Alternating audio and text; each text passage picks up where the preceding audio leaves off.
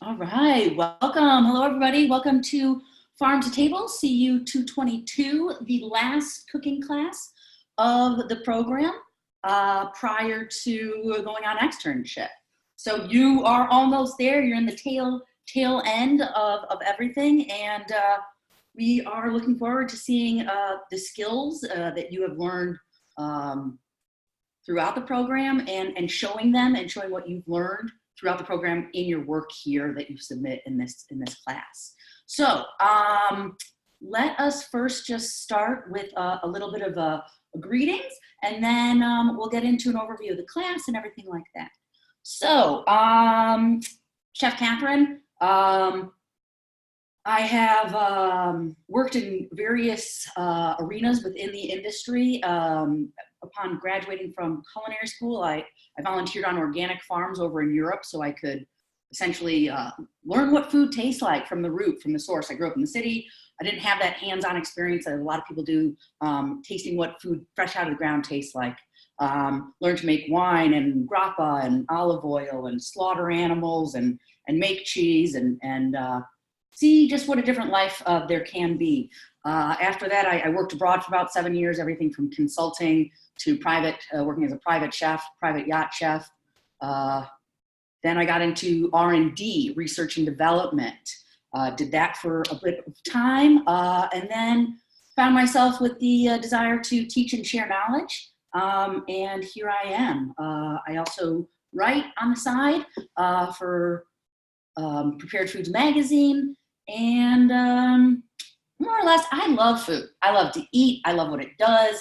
I love sharing. I love the creativity that comes from it, the passion that is within the craft, and so much more. But mostly it all comes down to the enjoyment of food and sharing with one another. So that's a bit about me. You'll hear more as the class progresses. Throw it to Chef Greg. Chef Greg has a very different background, and together we make a bridge. My name's Jeff Greg. I believe I have worked with most of you before, earlier in the program. It's very nice to see everybody again. I do have a different background. I come from just a corporate background. Corporate hotels, used to be the executive chef for Bank of America, so definitely a different zone on food and especially the serving of food, and then where we can get our food coming from. So it works out as a good balance there. I do live in Delaware. I am now a sommelier, which I told you guys last time I saw you that I was working on that. I am, and now I'm in school working on my level 2. Love wine, absolutely love wine, and I just look forward to working with everybody again. If I haven't seen you or work with you, then welcome, and that's it. Thank you very much. Awesome. I did just see a few questions in the chat. You will have another class, which takes place during the second half of this class. So the second 6 weeks, as far as I understand with the new scheduling. And then you should have one more after that, I believe. And then you go on to externship. But if you have questions with that, definitely check in with your success coach to make sure that you're 100% on track with that, because we have been making some slight changes to the scheduling of the program. But you definitely have some more business side of classes before moving on to externship. We will talk more about externship and the steps you want to take getting there. Movements, steps forward. I suggest right now, just start thinking about the type of establishment you might like to work at. Get the ball rolling. Start looking around in your neighborhood, your town, the city, the towns nearby, the city. What's available? What's there?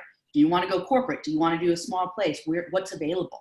Start looking around. Put your feelers out, right? One important thing with that, always be professional. If you go into an establishment and you want to inquire about positions or opportunities, always bring your best self, be professional, make sure you're clean, fresh shaven, clean fingernails, right? Clean hands, okay?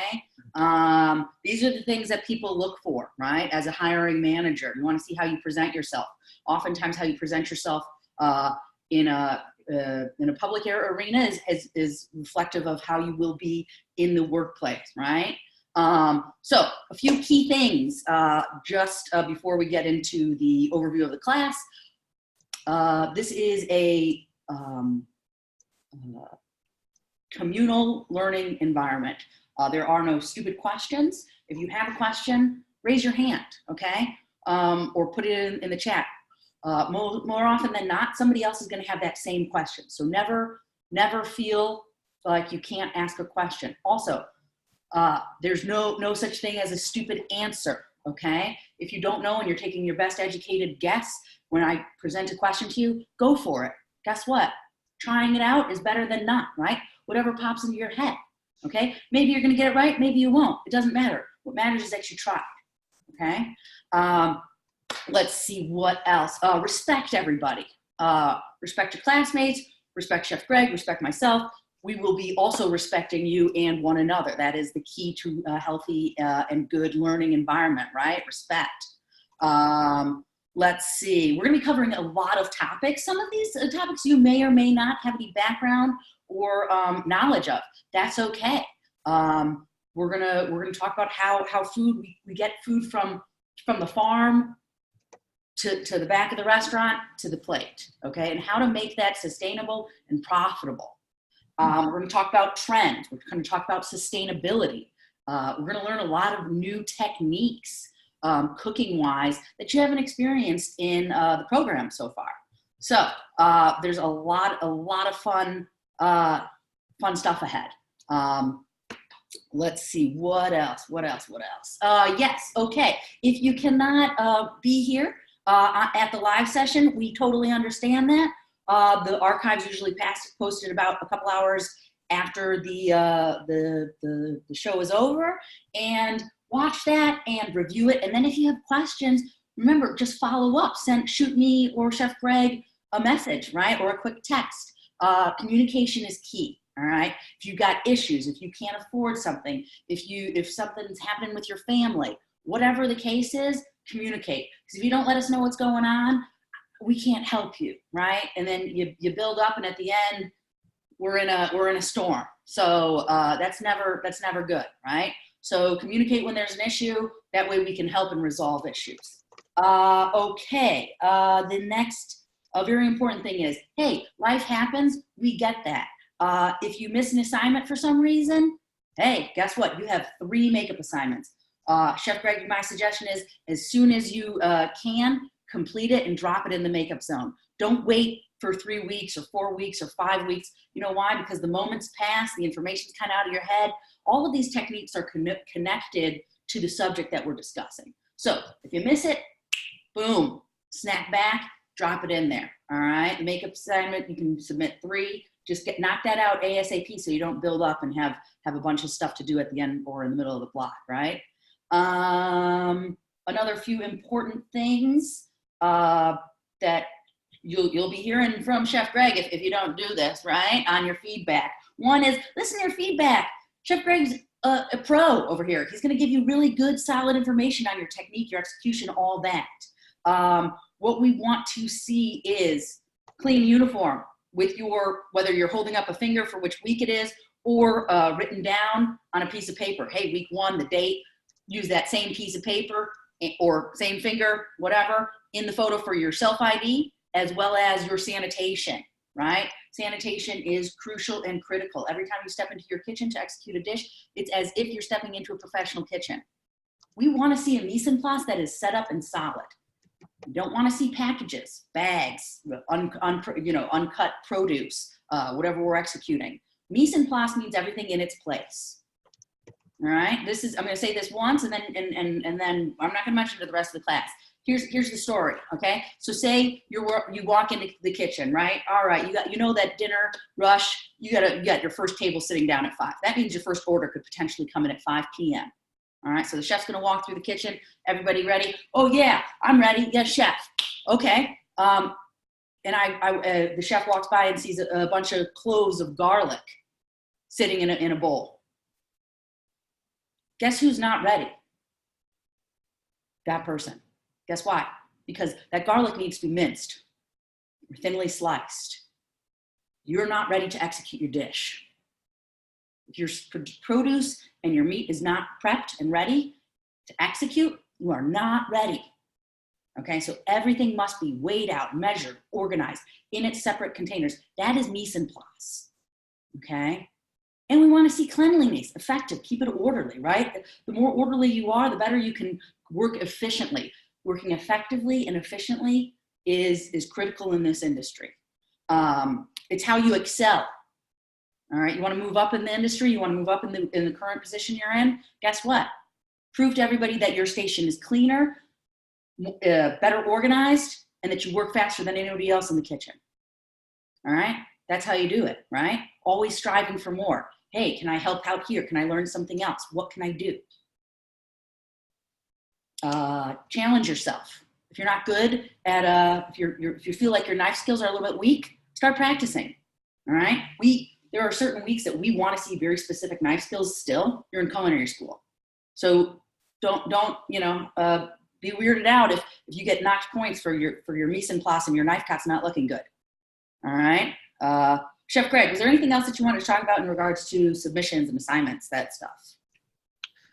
Just one more thing. If you are turning in an assignment, just try to treat it like you were cooking food at a table. So if you have a 4-top in a restaurant and they all order entrees, you want to send out all those entrees at once. Same thing with the assignment. Please do your best to submit the whole assignment at one time. You're absolutely able to resubmit for the extended week if you need to, and we can make adjustments and stuff, but try to put everything, especially now going forward, try to put everything into an externship mindset or a professional mindset, regardless of what you're doing, especially when you're reading a recipe. If it says brunoise, make sure to brunoise, just like you're on your externship and they ask you to brunoise something.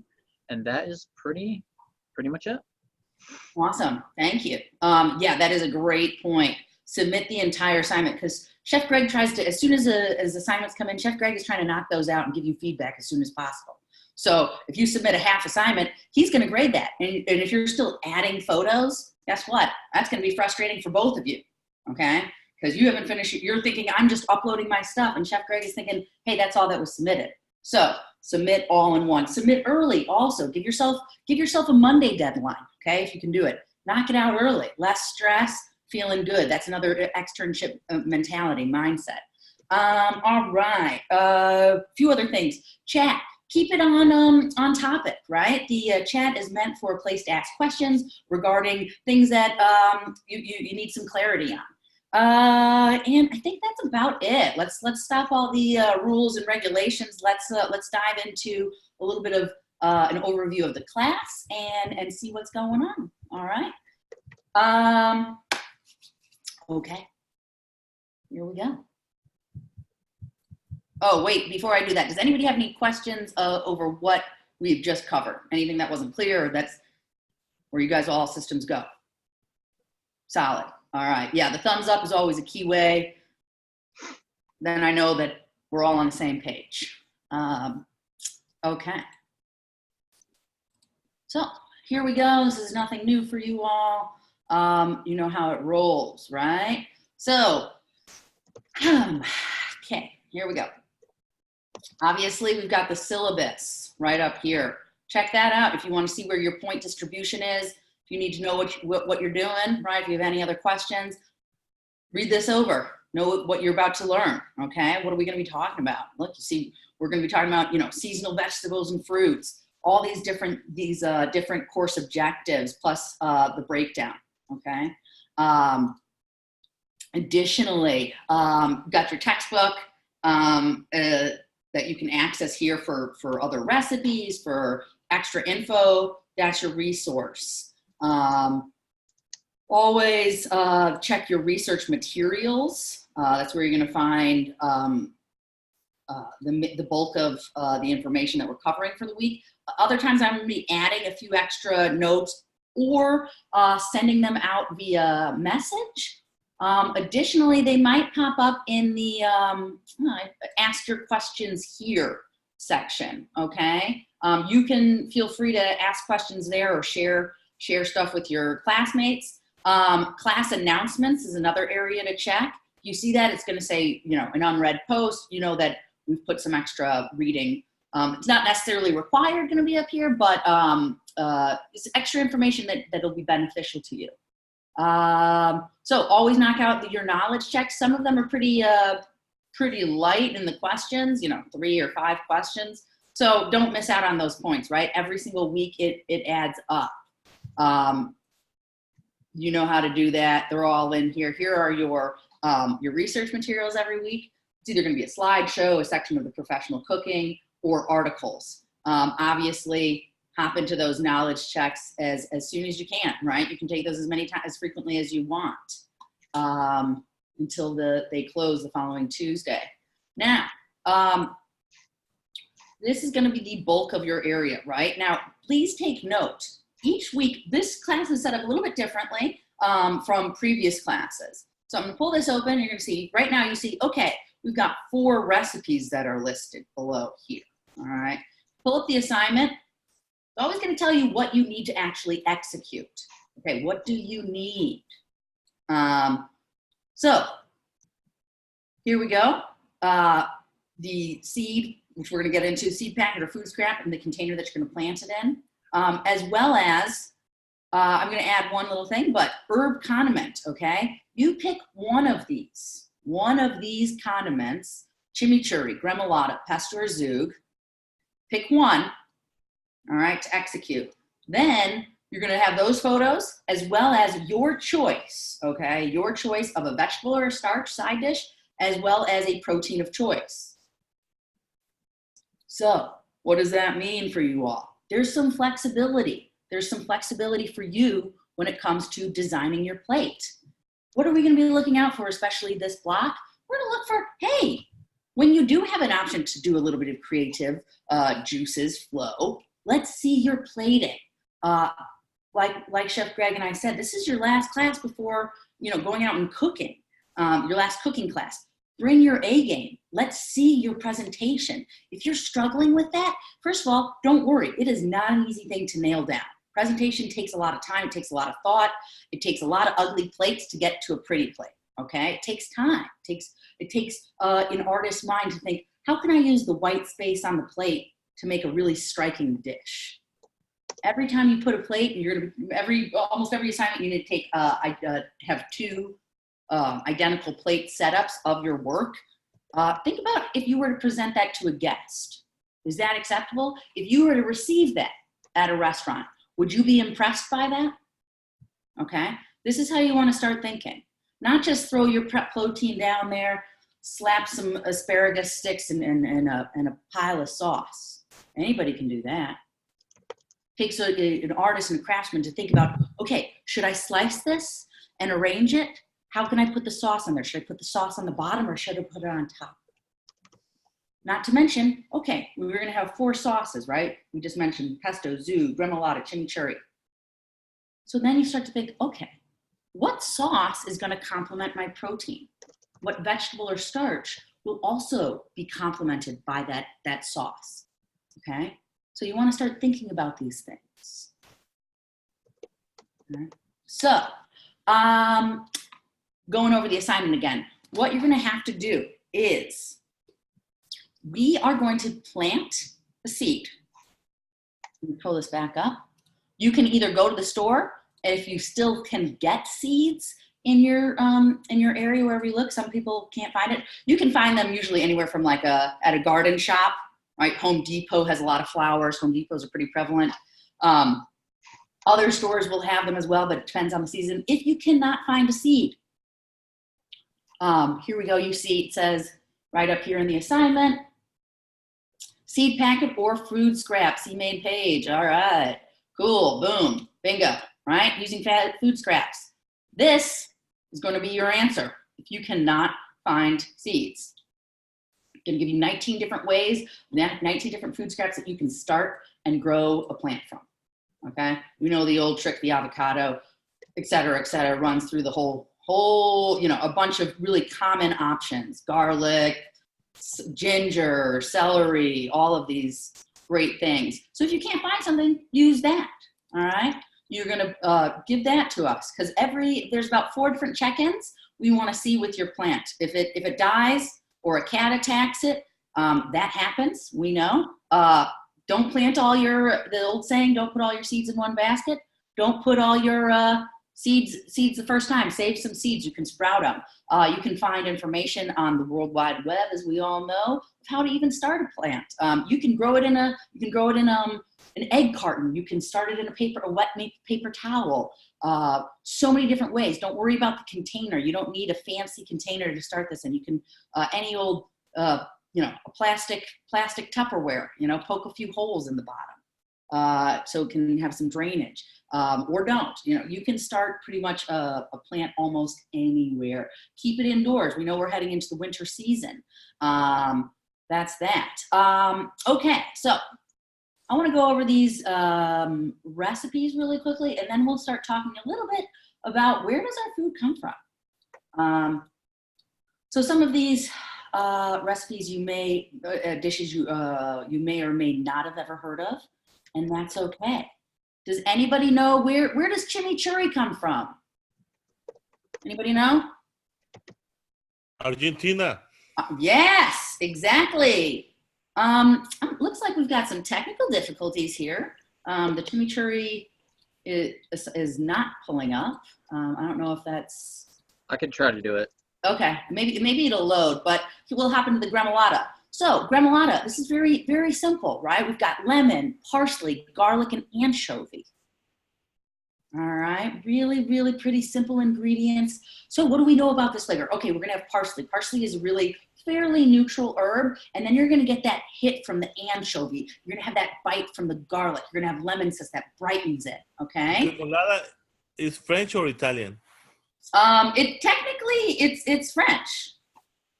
Okay. But you've got in the Mediterranean region, you have so many overlaps, right? Somebody from Italy is going to say it's Italian. Somebody from the coastal regions of France is going to say it's French.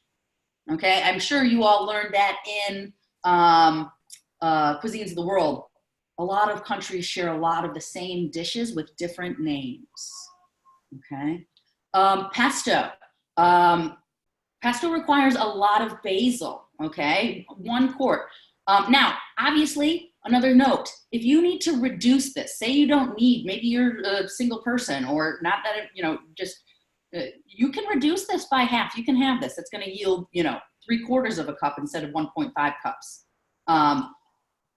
Parmesan and Romano. This is a really lovely, lovely dish. Pesto. Who knows where pesto comes from? Italy? Italy, yeah. Guess what? From the Genovese region. Genoa, okay? It's on the Ligurian Sea. They have really special basil. And the trick there is the combination of the Parmesan and Romano.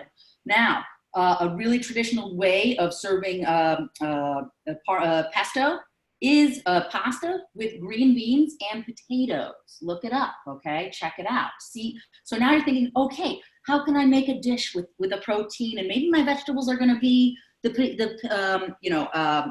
green beans and potatoes. What's gonna highlight that? What protein is gonna complement that? Who knows where zug comes from?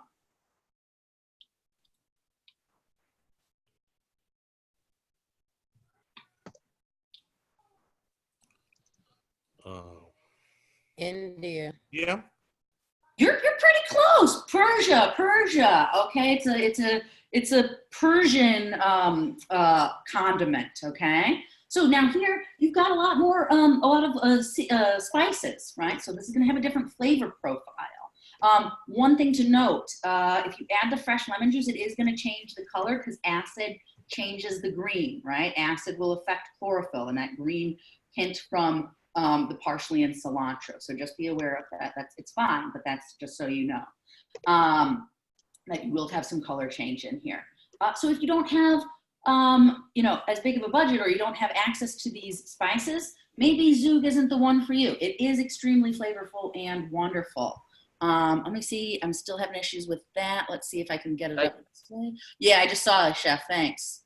If you... But it's I have it up. If you want to stop sharing, you can stop. Yeah, thank you. Thanks. You're welcome. You are... Okay. Awesome. All right. So we already know Argentina, right? Coming from South America. What else is Argentina well known for? What does chimichurri usually accompany? Churrasco. Churrasco. Okay. For those people that don't know what churrasco is, I don't know who's speaking, but what is churrasco? It's a beef chorizo.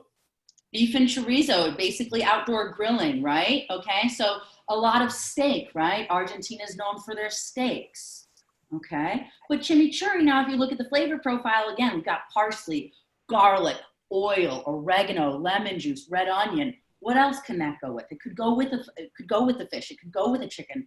So many different things, right? Lots of different applications for these sauces. So just take some care and consideration into what you're presenting the dish with and how you're going to serve it. Again, all of these dishes are very, very simple in the sense that you're either going to process it by chopping it in a mortar and pestle or a blender, depending upon the recipe. And again, if you need to have something, you can. All right. All right. Thank you, Chef. Does anybody have any questions about those sauces? Nope. All right. I'm going to pull up the assignment one more time just so that everybody's clear on what you actually need to do. So again, you're going to pick, hold on, where did we go?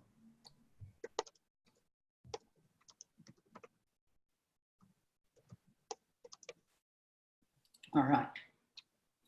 So again, you're going to pick one of those herbed condiments. Make sure you have all the proper mise en place, et cetera, your choice of a vegetable or a starch. If you want to make a vegetable and a starch, go for it. We're not going to hold you back. We love to see your creativity. Let it shine, let it fly, okay? And a choice of protein, okay? Cooked in a proper way. If you're cooking, notice, finish protein with the thermometer, displaying proper doneness. We are looking for you to still be executing your dishes. We want to make sure that you're not, what temperature should pork be cooked to? What temperature should chicken be cooked to? What about your fish, your beef? Know your temps, all right? This is the time. It takes a lot of time to memorize that stuff, okay? But if you don't know those answers to that, boom, right off the back of your head, write it down. Keep reviewing it. At night, go to bed, check that out. Make a little list, right? Few temps. Lock that in, all right? Does anybody have any questions about the assignment? No? All right. Is anybody excited about the assignment? Because it's going to be delicious. Just saying. Okay. Also, one thing about cooking your protein or your vegetable or starch, don't just fall back on what you know. Okay. Think about your CU101, your CU222, and say, hey, where did I fall short? What did I not really execute to the best of my capabilities? What could I improve upon? Did I saute really well? Was my roast off? Can I be a better braiser? What can I do better? What do I want to get more feedback on, technical advice on? And what do I need to have more practice at? Always be challenging yourself. It's easy to fall back into the comforts of the things we know. It's more difficult to say, hey, I need to work on this. Let me do that. Let me challenge myself. All right. So think about that too. Also think about how these dishes, right? The gremolata is going to be flavorful. It's going to cut through some fattiness. Pesto, you'll notice, doesn't have any acid in it. So the pesto itself is fatty. Okay, so how do you balance those flavors? The chimichurri, right? That has acid in it. It's also going to cut through fat. Okay, these are the things you need to start to be thinking about, how to analyze that, how to create a dish. You don't want to be overwhelmingly fatty in the mouth, in the mouthfeel, flavor profile. You want something to cut that. All right, cool. Let's see, what's next? We're gonna talk a little bit about, where does your food come from? How far do you all think that your food in general travels before it gets to your local grocery store or your restaurant? About how far? How many miles? Any idea? You have a 1500. 1,500. Awesome. Excellent guess. 3,000. 1,500. I like it. Jason, nice job. And about 1,200 is generally what they say. Now, of course, if you live in an agricultural hub, right, such as California, your miles are going to be a lot farther, shorter, okay, because you've got so much agriculture, right, going on there. But everywhere else, it's about, on average, 1,200, okay? That's really far. That's not close, right? Industrialization, importing and exporting, has shifted our entire accessibility to produce.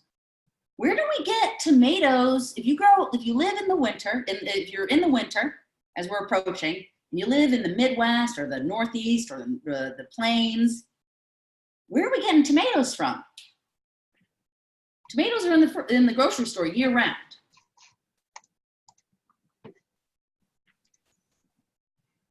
Where are they coming from?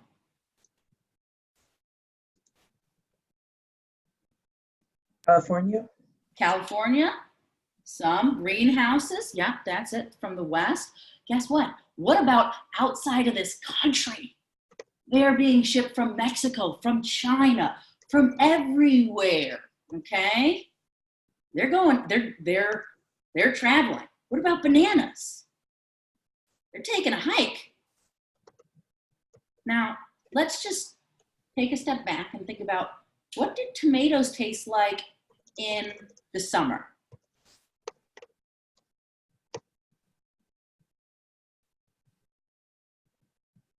Put it in the chat. Asia. What do tomatoes taste like in the summer? Sweeter, okay. What do they look like? What else do they give us some properties, some identifiers. What's different about a tomato in the summer? Got more color. Color, yeah, exactly. So we got sweeter, color. What else? Redder. What else? They're more plump. Plump, okay. Plump and juicy. What else? What about the texture? They more firm. More firm. Okay, somebody say more firm. Brighter, juicier, better smell. Okay. Yeah. What about those tomatoes in the winter? What do those tomatoes look like and taste like? They softer. Softer. Okay. And what else? Pale. Yeah. Small. Darker in color. Lacking color. Yeah. Okay, great observations. What about that flavor? Big difference, right, between a summer tomato and a winter tomato? Huge. Yeah. Okay. So bitter. So this is how we start to think about, okay, seasonality. Even though something is available year round, doesn't mean it's in its height of the season. Okay? Because if we're getting tomatoes shipped from China, Mexico, wherever else, what do we know? What has to happen? How can that tomato come all the way from China or Mexico? Mexico's a lot closer, and arrive without being rotten? We gotta pick it earlier. You have to pick them earlier. Yes, correct. So they're picked oftentimes green.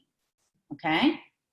So when you all were talking about that sweetness is developed as a fruit or a plant matures and ripens on the plant, okay? Because it's taking all the nutrients in, all right, from the soil, from the sun, everything. So if you take that green tomato, okay, where it's really firm, right, doesn't have, it's sour. Anybody had a green tomato before? They're delicious, but they're sour.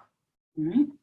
Then they get put in a truck or a container, and they get pumped with ethylene gas. Ethylene gas is a gas that promotes maturation, okay?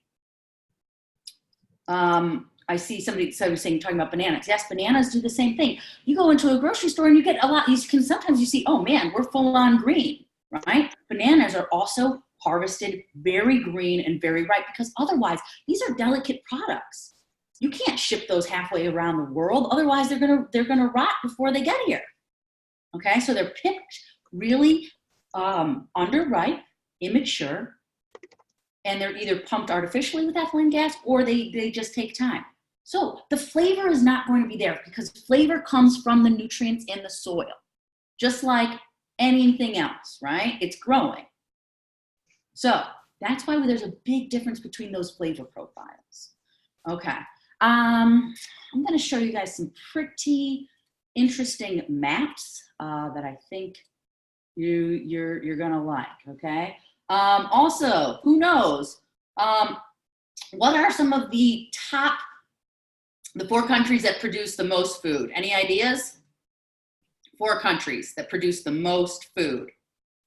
They're obviously going to be big countries, right? Asia. Asia is a continent, but I like where you're going. Well, China, sorry. That's okay. Yeah, China is one of them. Awesome. I see Mexico. Mexico does produce a ton. However, not Mexico. Another place down south of the border, though, the U.S. Yeah. We got China Chile. and U.S. Chile. Nope, not Chile. Chile. Brazil, I see it. Yes, Brazil. Okay, so we got China, U.S., Brazil. What's the 4th one? What do we think? Remember, we're looking for big countries. France. Also produces a lot, but not France. It's over in Asia. India. India, boom. India. Okay, great. So China, US, Brazil, and India. Obviously, these are very large countries, right? So they're, you know, if you look at it, the grand scheme of the map, of course, they're going to produce more. But this is important to note. So where's a lot of our food going to be coming from? Those areas for world exportation, okay? So just think about that, how far it's traveling. All right, cool. Let's take a look at a few more maps. I want to show you all some interesting things. Because again, we are going to be talking about everything in this class. Sometimes it's going to be like, whoa, there's too much information. I don't know what's going on. The whole part of this class is to open everybody's eyes and say, hey, I have to do some research on my own. Okay? We're not here to tell you what is right or what is wrong. We're here to give you some information for you to then take and run with. All right? Let's just put something on the table here right now. Who's heard of GMOs? Anybody heard of the term a GMO?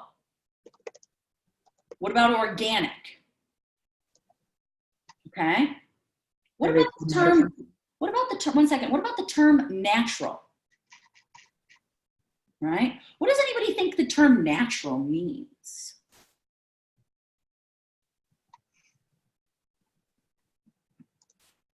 There's nothing added to it. Nothing added? It's like a lot of people, they add like steroids and preservatives and different things like that to their foods, which take away from the natural taste, texture. That is a great answer. What else? What else does somebody think natural means? When you see it on a package at the grocery store, right? Natural chicken or natural juice.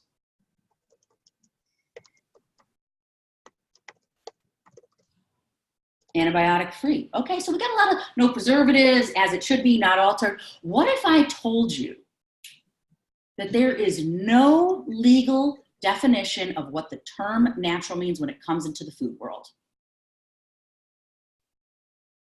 Fed grass and grain. What would you guys think if I told you that literally there is no USDA, right? FDA, the body that regulates our food, natural has no legal meaning.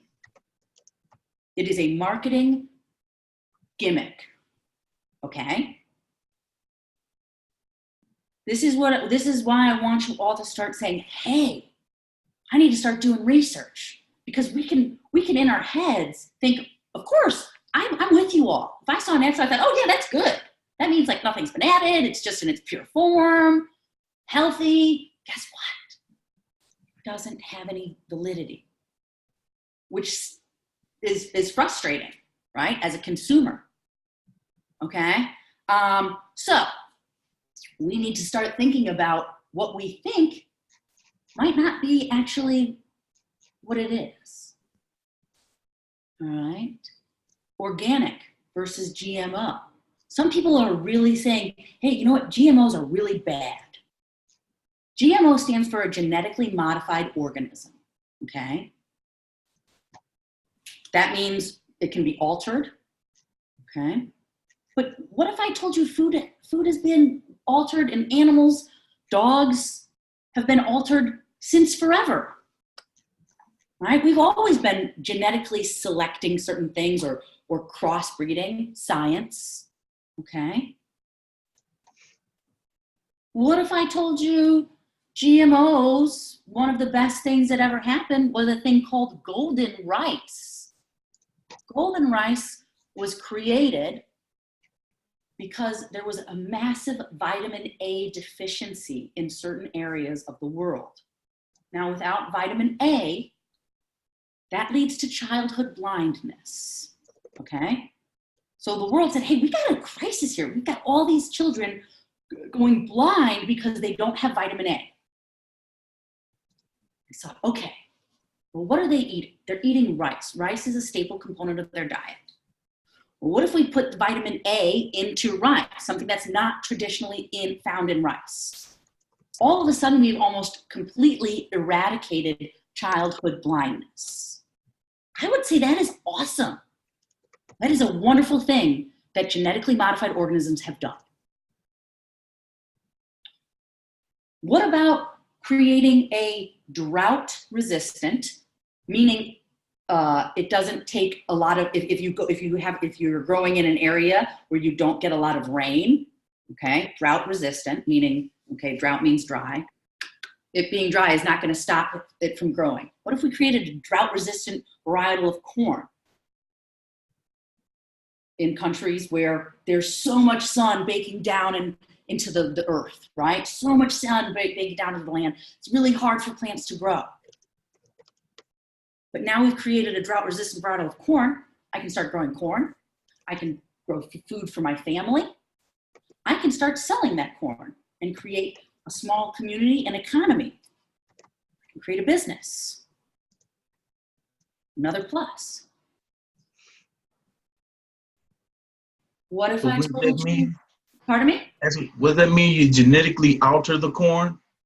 They're going to alter the seed, meaning, here, I have a visual for you all. It gets very sciencey, okay? If you're into science, there's a ton of research, but essentially, it's like a splicing of the DNA that says, hey, we don't need this, to grow. I'll give you a quick visual of it, what it actually kind of looks like.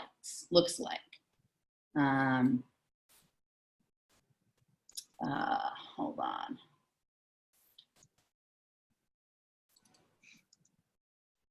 All right, so this is what happens, right? So you insert a gene, okay, that changes the DNA. So it's an RNAi that is, like I said, it gets a little sciencey, that changes this. Here was where the vitamin A deficiency was, as you can see, clinical and severe subclinical in the orange and reds. So all here, and then moderate, also all in China over here. This is how they did it.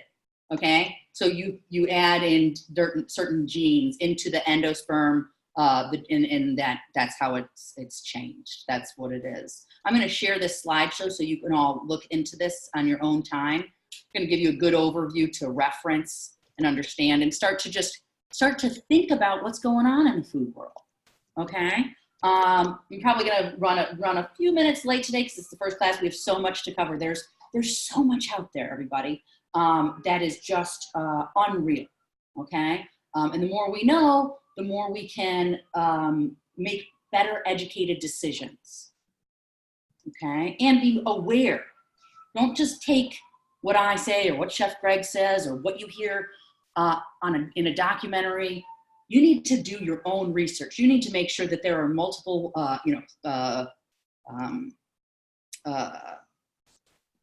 well-regarded magazines or articles, sources of information that back up the theory. Because everybody wants to prove their own point, okay? Because over here we can say, hey, GMOs are good, right? We just talked about providing economy, getting food, stopping childhood blindness.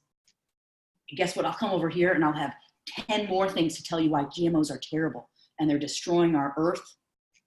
Okay? And that, well, does anybody know what most of our animals that we eat that go for consumption, what do we think they eat? Corn? Corn and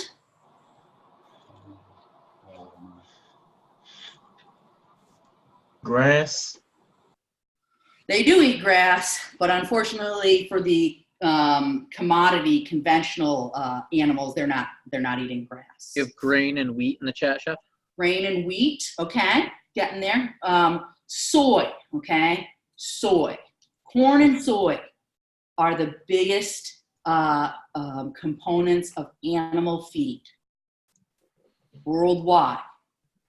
We're not talking about grass-fed. We're not talking about animals that are living out, you know, munching away on grass. We're not talking about that. That makes up a really small percentage of the animals, okay? Talking about what pretty much every single animal is fed. It is GMO corn and soy. That's what makes up the bulk of their food. So we're going to get a lot deeper into GMOs and pros and cons of organics and conventional and all of that. But just know there are two very different sides. And also, I'm going to leave you with a few more things. Organic.